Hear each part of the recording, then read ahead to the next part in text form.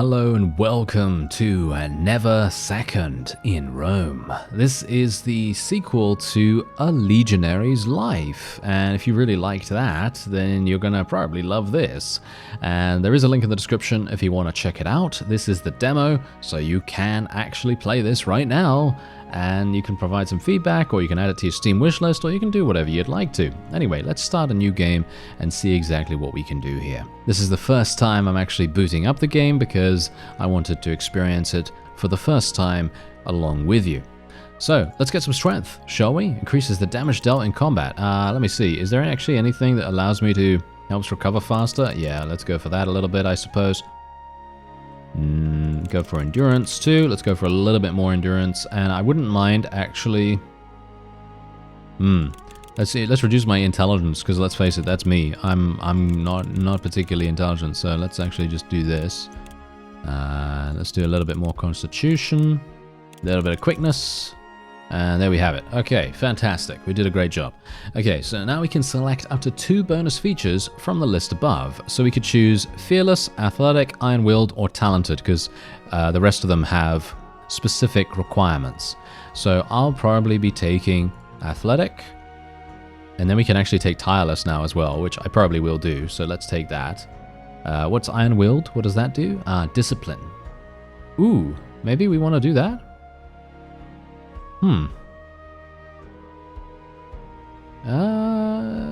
I don't know, actually. Iron-Willed might be kind of cool.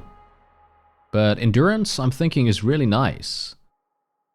Nah, I'm gonna leave it. We'll see.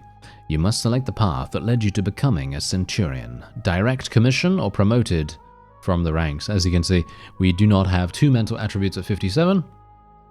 So yeah, we'll just have to do a direct commission right here. There we have it. Please insert a name and review your attributes and skills. When you're ready, you can proceed. Okay, please enter. I don't know. I have no idea.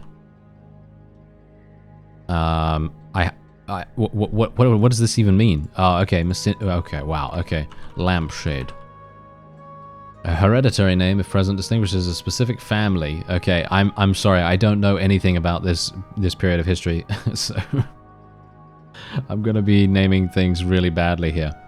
Light bulb. Lampshade light bulb. There you go. Perfect.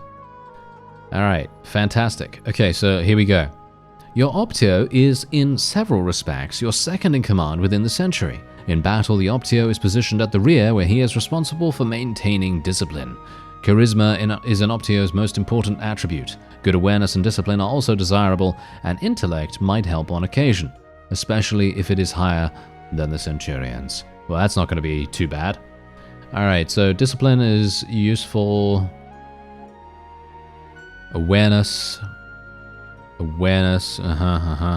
Okay, that guy has really good. Okay, yeah, that guy has really good charisma. This guy, Decimus Siccius. Yes, we will choose this fellow. There we go. We will choose that guy. Okay, your century.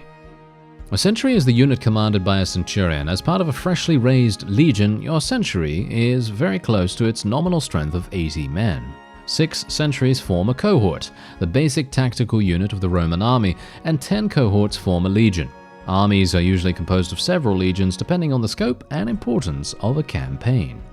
You will remain with your century for a very long time, but not through your whole career. It is not uncommon for centurions to be eventually transferred to different legions. Alright. Here we go. Okay, I'm excited. There is not a single power left in the whole Great Sea that could contest Rome's hegemony. Several generations have passed since the days of Hannibal's war, a conflict so total and dreadful as to eclipse any slaughter of the past. Carthage itself was destroyed decades later, almost a century ago. In the years between, the Kingdom of Macedonia and the Seleucid Empire, 2 of the most prominent descendants of Alexander's conquests, had been vanquished. In many respects, Rome had never been so strong, and yet internally, the Republic began to show the first cracks. The victories brought prosperity, but wealth was increasingly concentrated in the hands of few. The traditional levy army that had won so many victories became less and less sustainable. Citizens had to meet minimum property requirements to serve, in the legions and provide their own equipment, but to serve in a distant province meant being away from home for years and let one's land to ruin. Many farmers came back poor from service, and to aggravate the detrimental imbalance, they had little choice but to sell to the large landowners. Their impoverishment also meant that less manpower would be available to feed the ravenous military needs of Rome. There were political attempts to address the situation, but they met the opposition of the senatorial class and came to nothing. Sometimes they even ended in violence.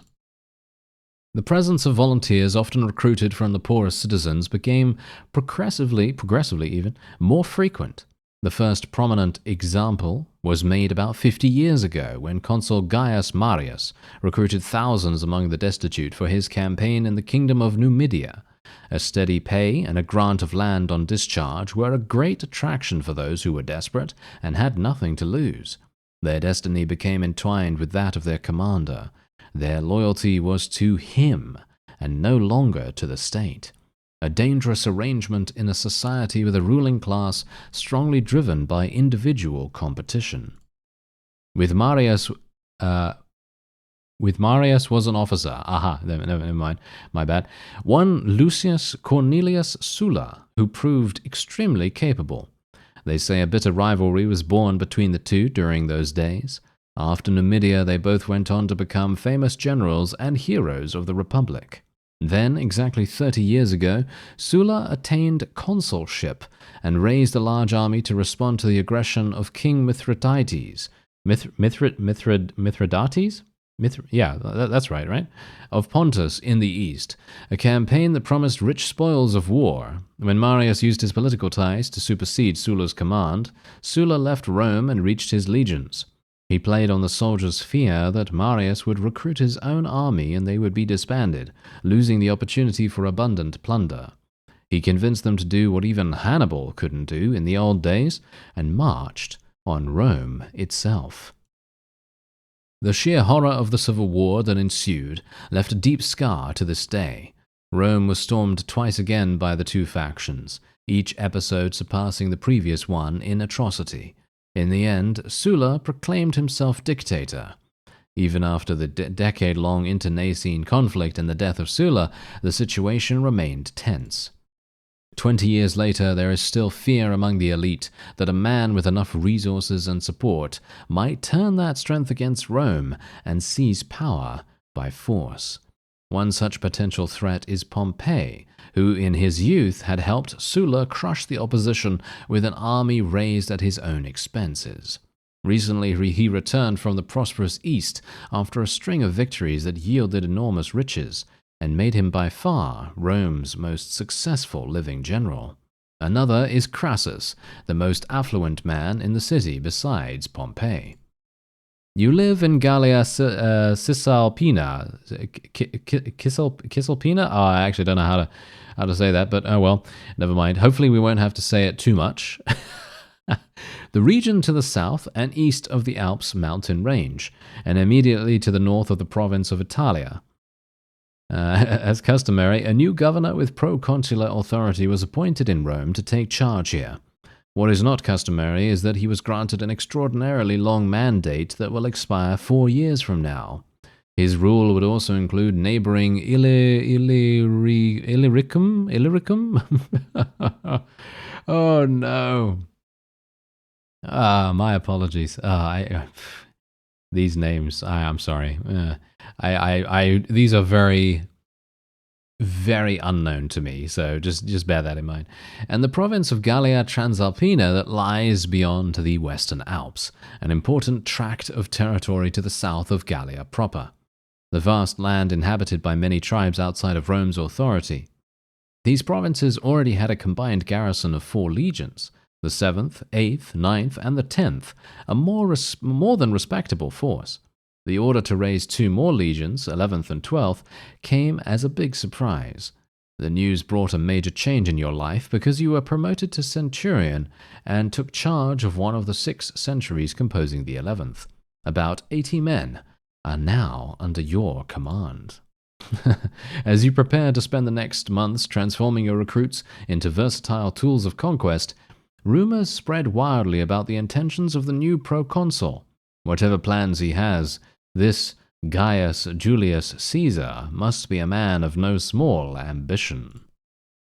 Ooh, very cool. Okay, I'm actually very excited about that. Alright, so during the camp phase of the game, you will organize the training activities and take care of other tasks. When the turns run out, a main event will follow, usually a battle. You won't be able to proceed to the next turn until you've assigned all the mandatory training points to yourself and your century. You can do so in the training section. Okay, let's go to the training section. In this section, you can assign training points to various activities. You can also move to your century's training section. You may hover the cursor over various elements of the interface for more specific information. Okay, I understand that. Alright, so, as you can see, we have a nice little tooltip here, and that is no doubt going to be the case for pretty much everything. And let me actually just see. How many... Oh, I've got a load of points. Look at this. I've got huge amounts of points. Okay, so I'm going to be really, really good with swords. And let's do... I have no idea, actually. I'm going to say this right now. I have no idea what I should really be good at. Okay. Do I need to train my century too? Okay, they have different things. Okay, that's actually fantastic. Well, increase your humanitas by 6 AP and slowly improve your intellect and charisma over time. Okay, that's pretty cool. Do I need to do anything here? I'm not entirely sure. Okay, and what's this? Artillery. The artillery skill of your century will benefit a lot more from frequent training in proportion to the training points invested in drill. This comes at the cost of a slight penalty to the other benefits of the drill training. I feel like I need a degree to be, well, not even a degree, but a PhD. I feel like I need a PhD to understand this. Okay, let me try doing some drills. I actually don't know what that means. Let's see. Okay, yeah, this is training discipline. Let's train swords. Let's train swords, and we'll train some of this. We'll train some of this and this. I don't know whether we should really train a huge amount here, but I don't want to put too much strain on us. That's the funny thing. Should I? Huh. I don't know. Can I train this? Frequent. Yeah, let's train that. There we go. All right. Is that good? Did I do a good thing? Did I do a good thing right here? I actually have no idea. Okay. So we're receiving our regular pay here. Our education is okay. Supervision is going down. Okay, so why is supervision going down? Because I only have 1 point in this. Okay, so let's lower my swords a little bit and let's increase my supervision. And let's see whether that makes a difference. I hope that that is going to make a pretty big difference. I kind of want to continue doing strength, so we'll probably do that. What about trade? What does this do? What do I actually have? Does it say what I actually have available to me right now? Let's have a look. Okay, yeah. No, I already have a legionary's helmet. I already have mail armor. I already have all this wonderful stuff. What's my sword like? A Hispanian sword. And these guys are actually fine by the looks of things. And what about the trade menu? Let me see. No. It's all the same. Okay, that's actually fine. I mean, they have slightly different stats, but yeah, no, we should be okay. Right. Do I need to do something here? Can I go next? Your training must use all the mandatory points. Okay. So we need to use all the mandatory points. Okay, that's fine. So let's just do some administration then, I suppose. Next turn. Okay. You have won a bet with one of your fellow centurions. You've gained this. And we gained morale +2. Look at this. He's gaining huge amounts of stats right now. My century is gaining a huge amount of stats too, which is great. And what else do we have here? What's this? Launch the event. My administration is going down. Okay, let's launch the event. What does the event mean? A legionary discreetly offers you some money if you let him dodge the most menial and strenuous duties for a year. Huh. No, we're going to take disciplinary action here for sure. You put him on double latrine duty for the next 3 months. Discipline +200 AP. Integrity +90 AP. Okay, what is AP? Can I ask? What is AP? I actually don't understand what AP is. Am I stupid? Yes, probably. I guess we will figure that out in due time. Yeah, I actually don't know. I haven't seen what AP actually is yet. Maybe I missed it. Did I miss it somehow? Attribute points, I guess? Or I actually don't know. Oh well, never mind. Okay, so we need to do more administration. So I'm going to lower my javelins. Let's do more administration. My strength and sword is obviously going absolutely fine. My shield is absolutely terrible. Shield for the swords is going okay for our century here. And I think we're actually doing fine right now. I could go for some more, actually. We could spend some more here. That's going to get me morale. I don't really need to go super... I mean, I could use this. And this is going to give me some strain, but maybe that's actually good. Maybe that's okay. Troops drill efficiency is lowered as a result of that. Ah, okay. The effective education is reduced because of your current workload. Okay, I'm not a big fan of that. So we'll lower our coordination a little bit here. And then we are absolutely fine. Okay, everything else is absolutely fine. So there we go. Okay, let's do that. So morale is going down by 1. That's fine. Administration is still going badly. Why is that still going badly? A score of 0 indicates that the current state of the activity is no better or worse than what can be expected. Okay, well, my supervision is going a lot better now. Okay, so I should probably do something else here. So let's get other duties increased. There we go. Alright. Share hardships. What does this do? If active, you will temporarily renounce your privileges and share the hardships of your troops. Troops' opinion will gain 3 AP for each turn. Oh, that's actually pretty cool. Let's do that. Nice. There we go. Have responded positively to training. Very nice. Okay. My administration is still not going so well. I'm actually wondering what I can do about that. Can I can reduce other things, but do I really want to reduce other things to get more of that? Because now, as you can see, my education is going to suffer. Unless I reduce javelins. I guess I could reduce javelins a little bit. My administration is now going up. Okay, and there is now another event. Okay, let's try it. This morning, your century is taking part in a mock battle. Lined up with the rest of the cohort, armed with buttoned swords and javelins, the men wait in silence for the starting signal. The tribunes are watching, or the tribunes, or whatever it is. Anyway, the first part of the exercise involves basic maneuvers. When a response contains a check, you can hover the cursor over it for more details, including the abilities involved and an approximation of the difficulty. Well, unfortunately for me, we're probably not going to be... Oh, I actually did manage to do it, surprisingly enough. The century keeps up with the rest of the cohort without too much confusion. Good enough for raw recruits. It is time to hurl the javelins at the mock enemy. Okay, the difficulty... we'll do the easier one, I think. Actually, should we? No, okay, fine. I'm gonna be risky here, okay? Nah, we failed that. Okay. Had this been a real battle, your men would have done more damage to themselves than to the enemy.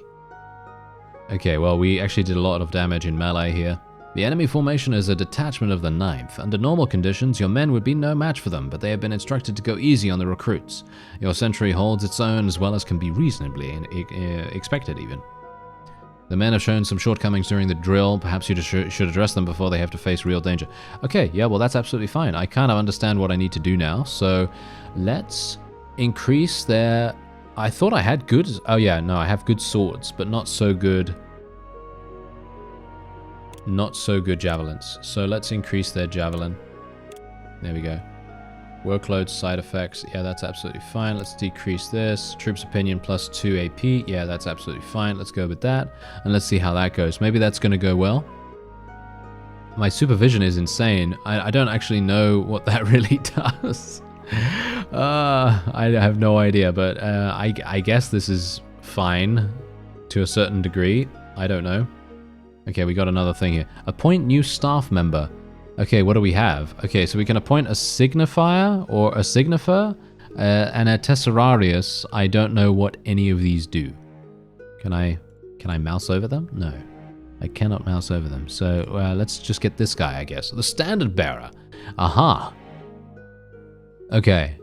Charisma is also beneficial. Okay. Pick out your new signifier from the century. Well, no, we're gonna pick someone out here. Please select the best ability of this character. Melee skills and bravery are very important to the signifier. Okay, so bravery and what? Melee skills? Sword? Why can I only select one? Please select... Oh, the best ability for this character. Okay, yeah, well, we'll probably just go with bravery then. And then sword, I suppose. Or? I see. We can pick 3 superior abilities. Okay, so sword, probably sword and endurance and strength, I guess. That's probably going to be good. And 4 better than... Oh, okay. So this, and this, coordination, that's probably not going to really work out too well for me. The worst ability will probably be intellect. Okay, ask for advice or generate. I think I'm just going to generate someone. There we go. Perfect. Okay, we got Octavius Fiduculianius. Ah, yes, the Chronicles of Narnia right there. Absolutely perfect. Can we appoint someone else as well? We can appoint this guy too? Okay, we can actually do that. Okay, best ability. Discipline is the best ability for him.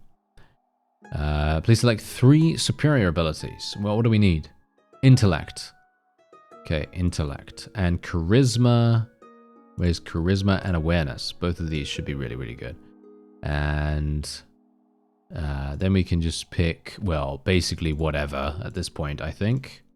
And then the worst one will be, I don't even know what, probably javelins. And let's generate someone. Here we go. Okay, great.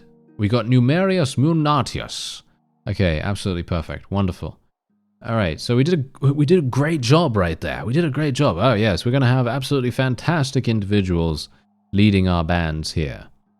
And I am not going to die instantly at all. I am definitely going to die instantly. Don't worry about that. Okay, so yeah, next turn. And we are ready for whatever whatever befalls us, I think. Okay. Yeah, my supervision is literally plus 100. I probably should have switched off that, to be honest, all things considered. My Caesar's opinion has increased by plus 5. Okay, not bad. Trouble is brewing in the west. On a plateau beyond the northern Alps live the Helvetii. Helvetii? Something? I don't know. A Gallic people, one of the strongest. The harsh even, Jura mountains separate them from most of the other Gauls, and the river Rhine from the Germanic peoples. They have decided to make your time more interesting by abandoning their land and moving into the vast and fertile plains between the Rhone and the Garonne, or the Garonne, I don't know, part of the large independent region that your people call Gallia. On top of that, they've convinced several neighboring tribes to join them on their venture. Of the 2 routes available, the easier by far passes right through Gallia Transalpina, a Roman province, and one under responsibility of the new proconsul. Caesar has just arrived from there, where he met with the ambassadors of the Helvetii. They asked for free passage, but despite their reassurances that they would not cause damage, Caesar stalled and then denied their request. The region suffered an uprising only a few years ago, and although the situation is under control now, the passage of the Helvetii could spark a disaster. To complicate matters, there is only one legion stationed in Gallia Transalpina. The rest, including yours, are wintering near Aquileia, hundreds of miles to the east of the crisis. When the talks were still underway, Caesar ordered the destruction of the bridge at Geneva, the city closest to the Helvetii, and the building of a ditch and an earthwork wall. A single legion had no hope to stop the Helvetii in a pitched battle, but with the help of these obstacles their passage could be impeded. After unfruitfully probing at the defenses, the moving host had no choice but to opt for the other, more difficult road, passing between the Jura and the river Rhone. On the surface, this should have settled things, but such situations are never so simple. If there was uncertainty about the Helvetii's unfriendliness before, they will surely be hostile from now on, after what transpired at the border. If they reach their destination, there will be a powerful enemy occupying the plains to the north of a province that already lives in a precarious balance. It is easy to guess what happens next. Caesar is here at Aquileia to take control of his remaining 5 legions, cross the Alps again, and intercept the Helvetii before they can complete their plan. The new route will take them through the territory of the Sequani, another of the numerous independent Gallic tribes that live to the north of the lands controlled by Rome. They will have to negotiate their passage. At least this will buy you some time. Your soldiers nervously prepare to leave camp under your supervision. They weren't expecting to go on campaign so soon after joining the army. The orders are to travel light, to march as quickly as possible. As Aquileia slowly disappears into the horizon, you silently meditate about what is waiting at the end of the long road ahead of you. Alright, here we go. So, yeah, let's continue. And as you can see, there is actually, you can press Control at any time to see the hotkeys, which is actually very cool. I like that. The crossing of the Po Valley is fast and easy, but now you have reached the Alps. Barbarian tribes with no liking for Roman trespassers live here, and will do their best to make your trip as memorable as possible. You have to build a fortified camp to spend the night in. Your century is made of young and inexperienced soldiers, and although not much is expected of them as yet, they will have to do their part. Alright, okay, so we now need to build. Okay, so the current completion status of the building work is represented here. The green slice corresponds to the standard production expected at the end of the current turn. Okay, so push your men to work faster, obviously. That's what we need to do. What's my AP? Can I not see? How do I see my AP? What is AP even?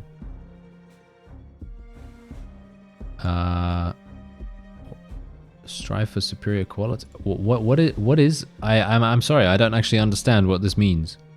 I guess I should probably be doing something different here, but I guess we'll just do that. This is gonna give. My engineering is very low. It's only 31, so that's not particularly useful. Oh, dearie me. Okay, I have a bad feeling about this, actually. So my troops' opinion is going down now. Okay. Superior quality. Okay, so wait a minute. Superior quality is what we need to do. You get a substantial bonus to Caesar's opinion, but only if the work is completed on time. The bonus gets higher the more superior quality is produced. However, striving for superior quality is extremely penalizing for your standard production, especially if your century's engineering is not high, and can easily cause you to fall behind schedule. Okay. Let's do a couple of those. Okay, there we go. Let's do this. I don't want to fall behind schedule too badly, but we also do want to get a good opinion. We're going to fall behind schedule pretty hard here, I think, if we're not careful. I'm going to have to do quite a lot of this. I'm going to be very careful here, actually, and we're just going to, yeah, I mean, as you can see, am I going to make it? Yeah, I think I will make it. Just about. Actually, am I? Yep. Okay, good enough. Okay, yeah, so we did get plus 16 AP, actually, with Caesar, which is actually nice. And potential engineering has increased. Okay, that's nice. Okay, so I did a relatively decent job at that, I suppose. I don't know. It is essential to let your centurion catch his breath during battles by moving him to the back. But don't overdo it, otherwise he's gonna be way too timid. Alright, the crossing goes on. These mountain roads are treacherous, and the locals, these guys right here, I'm not even going to try, okay? Never miss an opportunity to harass you. Several times, units from the 3 more experienced legions have to engage them to fend off an ambush or to repel an attempt to block your path. This afternoon, you are accompanying your century to collect wood. Your perimeter is surrounded by elements of the 7th who are performing the same task. You are approaching a lazy recruit when suddenly you are interrupted by a cry of alarm to your left. You are under attack. Your men are too inexperienced to throw into the fray. They should form for battle but stay back in reserve where it is safer. Alright. Yeah. Yeah, I guess. Remain with your troops at the back, or should I go into battle? Should I go into battle? How am I currently doing? I seem okay. I don't know. Remain with my troops. I'm going to remain with my troops, I guess. I'm not sure. In a matter of minutes, reinforcements arrive and the ambushes are quickly dispersed. Okay. Right. With so little training, the journey through the Alps is being especially demanding of your soldiers. Combativeness points are converted into everyday morale with a ratio of 4-to-1. Okay, so we can now do a check it. Whoa, that is never going to work. Not in a million years. I needed huge amounts of charisma there, and I do not have any. So, yes, they are obviously shaken by such a harsh experience. On the 7th day since you entered these accursed mountains, you finally emerge into the territory of Gallia Transalpina. Here, you join the legion that Caesar left to garrison the border. Now you are at full strength. You see the proconsul talking to a stern-looking senior officer. He must be Mr. Titus, the legate who was left in charge of the troops stationed here. Caesar and that fellow go back a few years, or so you are told. Lingering fatigue is greatly reduced for everyone, barring the effects of strain. The Helvetii have not been idle during the time it took you to come all the way here from Aquileia. They have crossed the land of the Sequani and are moving through the area controlled by their neighbors, this other people, a tribe in very friendly terms with Rome. When an embassy from those people reaches your camp, rumors spread that they have come to ask for your help. The Helvetii are pillaging their fields and they lack the means to defend themselves. There is no time to waste, and very soon you pass over the Rhone and press on outside of the territory of the province. Scouts report that the Helvetii have been crossing the other name here, Saône, a tributary of the Rhone up north, with improvised rafts and boats for 20 days. About 1/4 of their people are still stuck on this side of the river. Caesar resolves to take 3 of the experienced legions and moves at a quick pace to catch them by surprise. The messengers that come back from the battleground talk of a one-sided massacre. Busy as they were crossing the river, the Helvetii were totally unprepared for a battle. Now Caesar intends to build a bridge to get over this Saône as quickly as possible and keep the pressure on the bulk of the enemy forces that are on the other side. Okay, so we can try this. It actually worked. Wow. Your engineers do well for raw recruits. Their help is appreciated. Look at that. Okay, Caesar's opinion +5. It takes your army only 1 day to cross the river. With you is a force of 4,000 horsemen recruited among the locals and the nearby Gallic tribes, including the other people that we saw earlier. The Helvetii are very close now, close enough that they send a delegation to talk, but the confrontation has gone too far, and neither Caesar nor their leaders seem interested in a peaceful solution. The next day the Helvetii resume their journey. When the proconsul sends the cavalry to follow them closely, the enemy manages to ambush them and drive them off with a much smaller force. This is bad. They will get bolder. For 15 days you follow them at a reasonable distance, never getting closer than 5 or 6 miles. You don't see much. Your legion is kept far from the most dangerous positions, but you have to stop often because, they tell you, the Helvetii's rear guard has taken a liking to provoking your column to fight. Caesar refuses a direct clash for now, contenting himself with preventing foraging parties from leaving the safety of the hostile convoy. You still haven't figured the proconsul out, but at least he is smart enough not to engage the enemy on their own terms. Alright, even though the loss of part of your century is to be expected during the difficult years ahead, do not waste the lives of your men.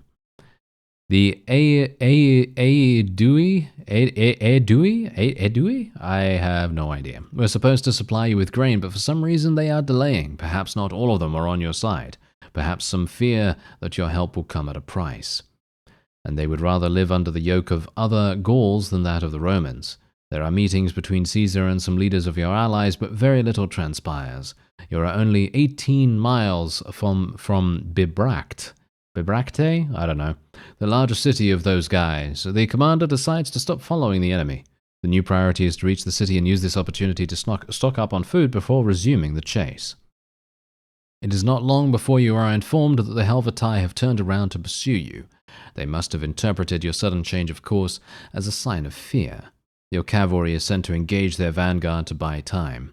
Caesar is seen dismounting along with all of his closest officers. Their horses are taken away. Today the proconsul will share the same dangers as his army. If the fight goes wrong, his fate will be no different than yours. Your legion and the 12th are ordered to move up a nearby hill to guard the baggage. The auxiliary light infantry is with you. The remaining 4 legions form up on the field below, disposed on 3 lines. The mass moving against them is impressive. During the last few weeks, you have heard a lot about the Helvetii, or how their warfare skills were constantly honed by their continual conflicts with the Germani. The Javelins from your first line create gaps in the enemy phalanx, but the struggle hangs in the balance. The clash is even more brutal than you expected. From your vantage point, you have a clear view and you can barely contain your nervousness. It is a torment to watch the battle unfold as you stand here doing nothing. When things seem to take a turn for the better and the Helvetii start retreating towards a nearby mount, about a mile from the battleground, their rear guard emerges in the distance and threatens your open flank. The third line of your army is hastily rearranged to stop them. The battle keeps going on two fronts. It is almost sunset when the enemy starts to buckle under the constant pressure. Part of them retire towards the mountain, the rest to their wagons. There they will make one last stand. Your cohort and a few others are directed away from the hill to control some possible escape routes.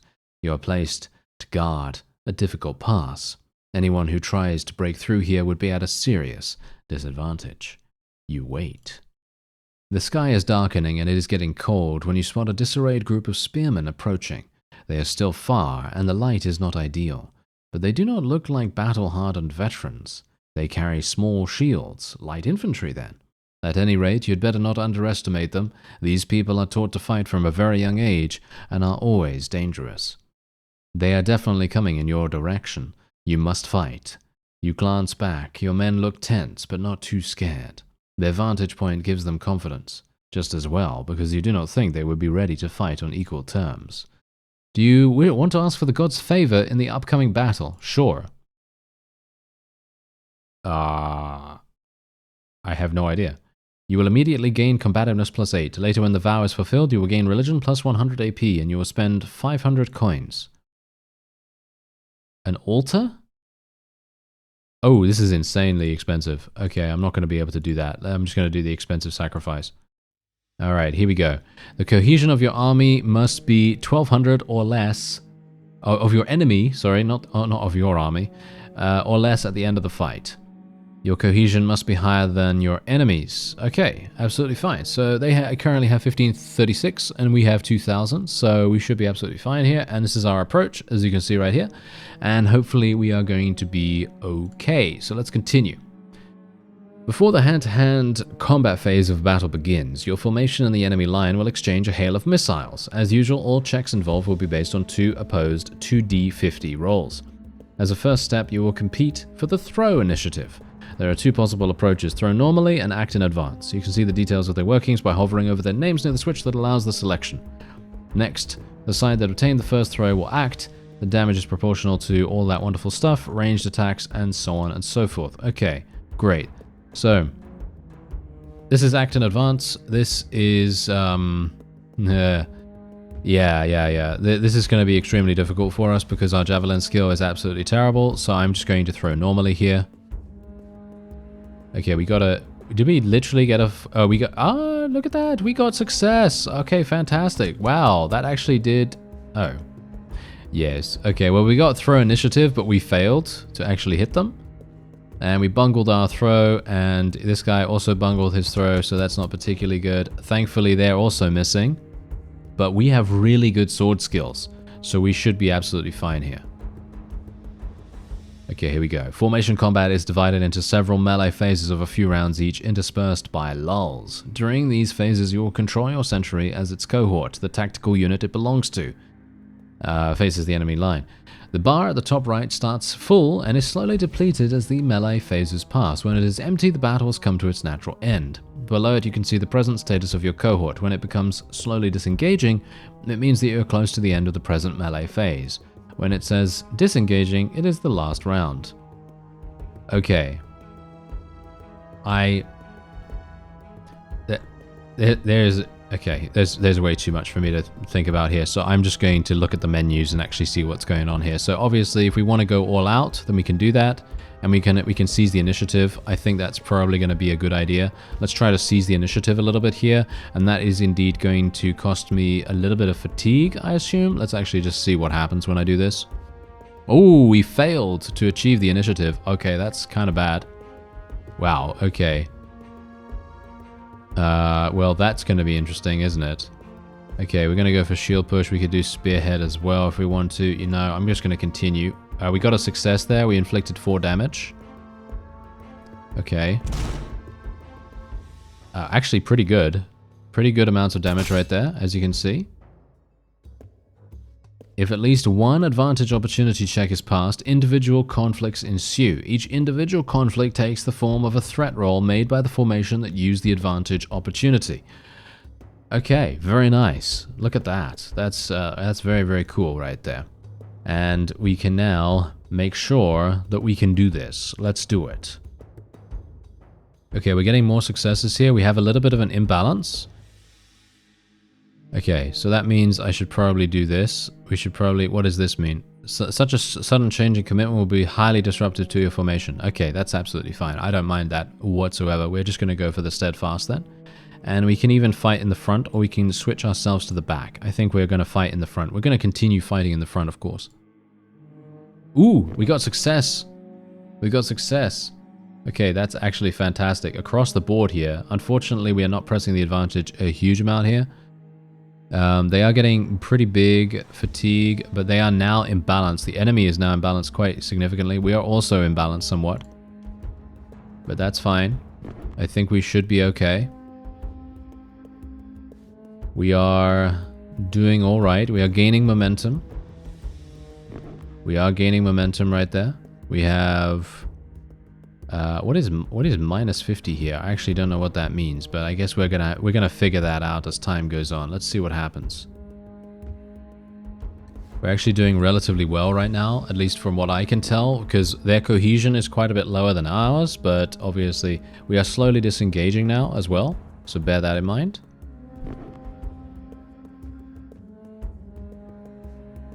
And there we go. We are now disengaging. We did get a massive amount of success on that final round there, which is pretty good.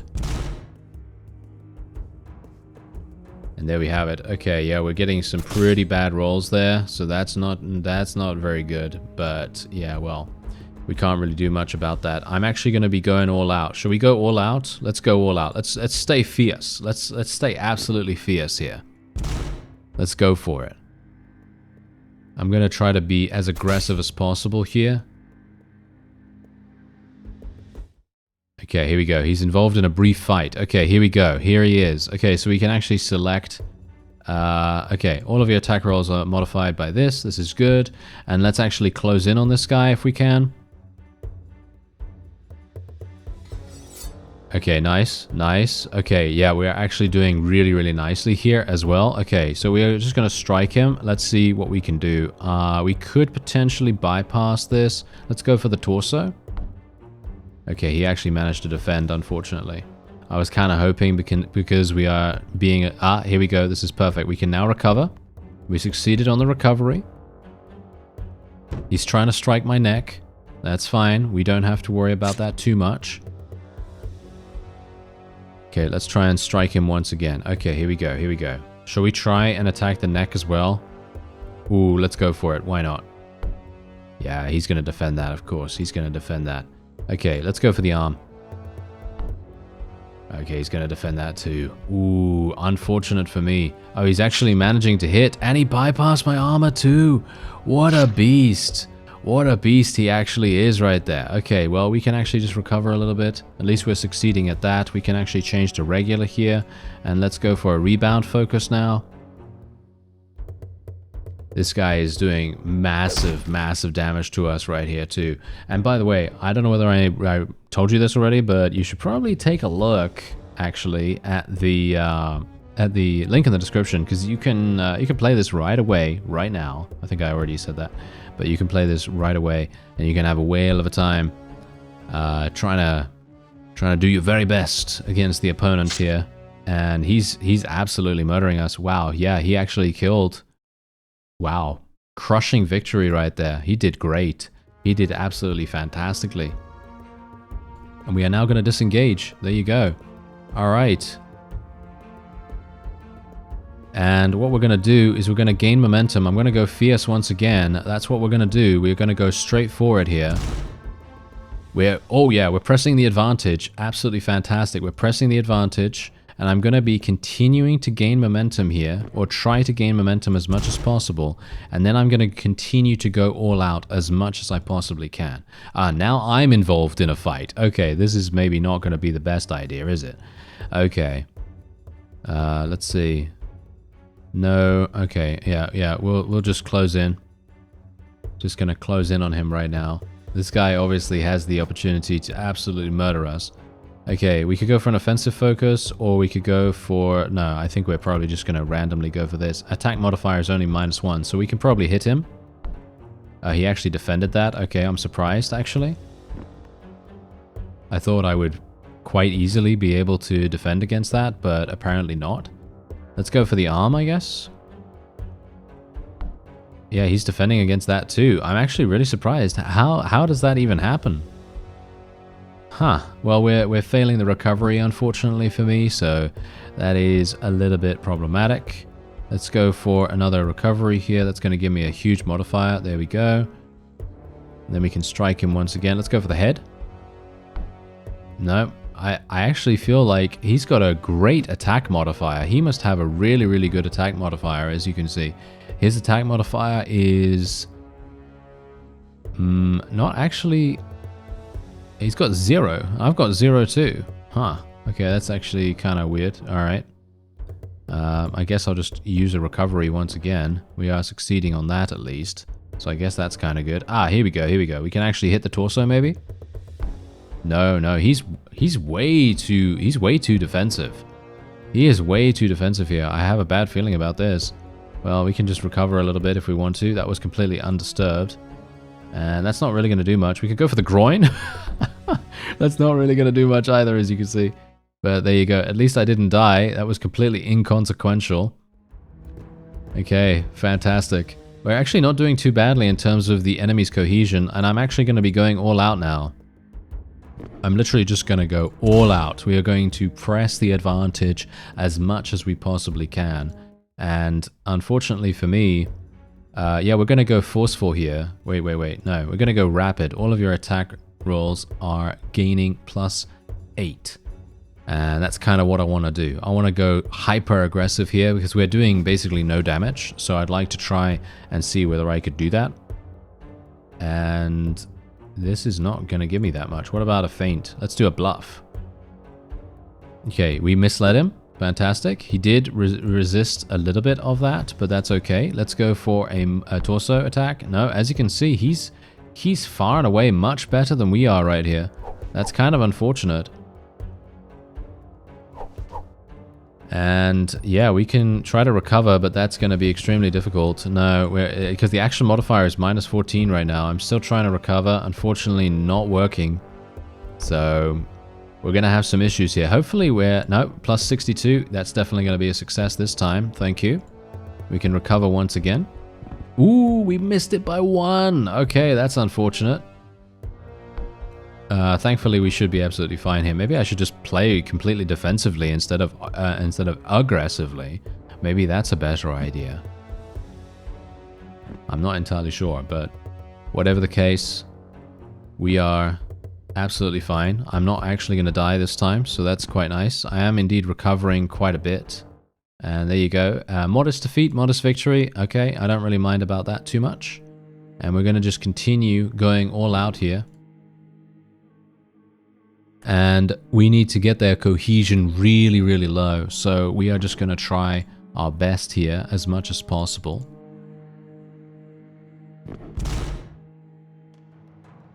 And we're doing some good damage. We're doing some good damage. Not too bad. As you can see, their cohesion is actually pretty low right now.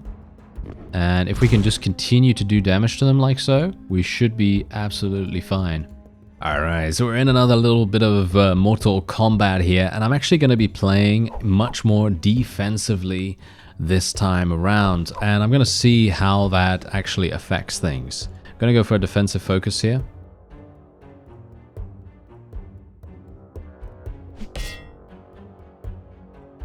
Armor absorbed.